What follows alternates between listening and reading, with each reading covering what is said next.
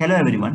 In this video, I'll be discussing general guidelines for preparing technical seminar report. In the previous session, I have discussed about the various steps which will helpful for preparing seminar report. So let us go through the different guidelines which will really help you out for preparing seminar report effectively. This session will be useful for undergraduate and postgraduate students, especially technical students. Even it can be used for non-technical students also. First and foremost thing, the report can be prepared either MS Word or LaTeX. Anyway, LaTeX is recommended because it won't change any alignment. For Word, whenever you are changing alignment, you are doing some adjustment, entire things will be changed. But in case of LaTeX, it works based on some comments. Initially, you feel difficulty to learn, but once you learn perfectly, it will be very easy. Okay, you can save a lot of time. Alignment will not change frequently, but in case of Word, we found that alignment will be changing frequently. So LaTeX is recommended, but if you are not comfortable with the LaTeX, dealing with some comments, okay, software, then definitely you can go for MS Word. Okay, either you can prepare with the help of LaTeX or MS Word. Similarly, A4 size page is preferred. Page size should be A4 and double side printing is recommended normally. That looks good. Okay. Now, you have to provide equal justification. Whatever you are typed, you have to provide equal justification. So what do you mean by equal justification? How to provide equal justification? So you can see, consider a blank page. So this is your word. Here you can see justification, right? So better go for this one. This is actually the equal justification. Go for equal justification. You can use Control plus J. Control plus J. This is a shortcut. So whatever you type in the paragraph, later on you have to select, then Control plus J. Then it forms equal justification. Okay, that looks better. Now, let me come back to the guidelines. Wherever the equations are available, you have to use the equation editor. Okay, so equation number also has to be provided. Then how to take the equation editor? So very simple. You can go to Word, visit the Word. Then you can check insert. Then you can see object is available here. Okay, here what you're supposed to do is you can go through Microsoft equation 3.0. Okay, then click on that.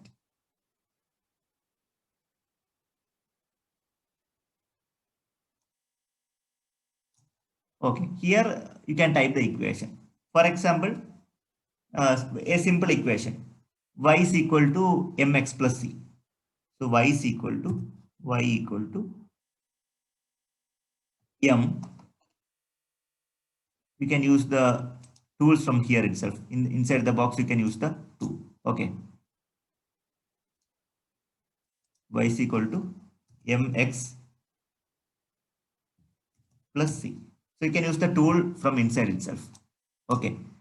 So tools are available. So according to the tool, you can able to make out any type of equation you can use. Any kind of equation, special type of symbols, everything will be available. Okay.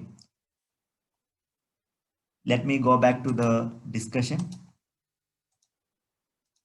So you have to use the equation editor effectively. That is required. Use the equation editor, provide suitable equation number also. Okay. Then organize your report with the headings and subheading. It should be just like a standard textbook. In the standard textbook, you can observe headings as well as subheadings. That looks better. I mean, those who are reading your report, they will understand very clearly. Okay, so you have to go for a systematic approach. For that purpose, you have to go for headings as well as subheading. Similarly, don't forget to quote the references. Suppose you are collecting some information, some paper or any other material, you have to cite the particular reference, name of the reference. Okay. You have to like one, two, likewise you have to mention. Same thing should be reflected in your list of references at the end. So that is required. I will show you one example in the next session. I'll be preparing one more session for this seminar preparation. In that seminar preparation, I'll be showing one example so that you will understand very clearly. grammatical error should be avoided. Okay. There should not be any grammatical mistakes, grammatical errors. And you have to use capitalize each word of the technical terms or any adjectives or any names you are using. You have to use capitalize each word. Then reference, how to put the reference? It should be in the IEEE format, reference. I'll be showing you one example. So you can see one paper, IEEE paper, one transaction paper I have taken just for your reference. You can see the IEEE, one of the journal paper. Here you can see the list of references, how they have given. You have to follow this format. See, name should be first, later paper, then you have to put the month and year of publication, then page number, everything you have to put. This is one example. See, this is another example. You have to follow according to this IEEE format that is required. Okay. Now let me come back to the presentation. Similarly, it is better to ask your friends to read your seminar report once or twice so that they can identify some mistakes. Okay, they can identify some mistakes and they can clear it off. So that will be better. Okay, so that no error should be occurred in your, no error should be added in your report. It should be perfect. Don't forget to use your own sentence. Okay, it is must. Avoid the plagiarism. Font style, you can go for Times New Roman. For report, technical report, if you are using Times New Roman is better. If you are preparing PPT, just like a presentation, you can go for Calibri. Similarly, page numbering. It is normally, it is preferred to use Arabic numerals bottom centered. So Arabic numerals with the bottom centered. And margin size that can be decided by the university or college. Okay, normally you can go for 25 mm on top and bottom also 25 mm and top and bottom. Similarly, regarding left and right, you can maintain almost 30 mm on left and right. It depends. Okay. Similarly, font size 12, 12. You can go for font size 12. Similarly, line spacing 1.5 is recommended. 1.5. And you have to provide the chapter number, heading, subheading, everything properly. So for chapter name, you can go for bold. Okay, 14 bold. Then section heading, you can go for heading and subheading will be provided. No, so subheading you can provide 12 bold.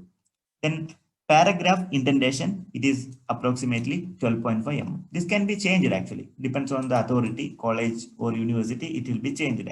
It's okay. You have to follow the instruction which is providing by the college authorities. Table should be in the IEEE format. Table. I will show you how the table will be looking like, how it looks like. So you can see the table. So this is one of the IEEE paper. See, table you can follow in this manner. This is okay, one of the IEEE format. I can agree with this. Okay, table, then title will be given here, rows and column and data. So like this you can follow as per the IEEE format. Okay. Now coming back to the presentation. Try to draw the diagram using any of the software like CAD, then Smart Draw, MS Paint, Microsoft PowerPoint. Okay, any software you can use. Try to include figure with a better quality.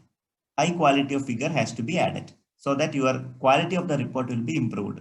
It looks better and it will be, you can provide a clear information. So before taking the printout, don't forget to convert into PDF. Okay, if you are doing in latex, then that is actually far better compared to MS Word. No alignment problem will be occurred if you are doing in latex. However, time being you can go for Word. Try to learn latex. So let us conclude the session. In this session, I have discussed about the general guidelines which will be helping you for preparation of technical report effectively.